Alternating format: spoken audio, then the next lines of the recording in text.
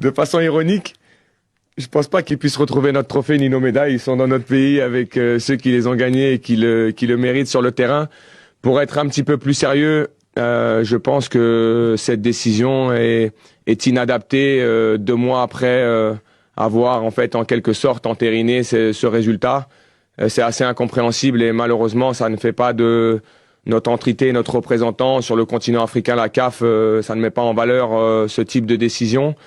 Encore une fois, c'est délicat pour moi parce que vous savez que je suis très orienté et que forcément, je pense qu'il s'est passé plein de choses dans cette finale, mais le titre que le Sénégal a glané, ils l'ont glané sur le terrain avec tout ce qu'on a vu et ce scénario qui apparaît rocambolesque, mais sur le terrain, le Sénégal est allé chercher son titre continental, il était mérité, et je pense que aujourd'hui, c'est une situation qui est très difficile pour la CAF, pour tous les gens qui sont impliqués dans tout ça. Il y aura une décision du TAS derrière et on verra quelle sera la décision. J'espère juste que on en restera à cette décision qui avait été entérinée sur le terrain.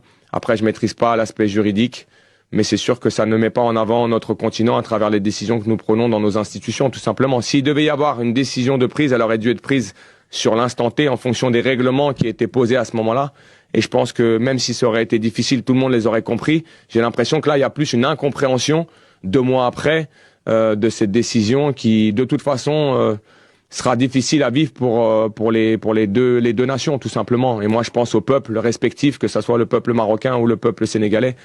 Aujourd'hui, ça sera difficile et c'est difficile pour tout le monde de voir cette décision prise a posteriori.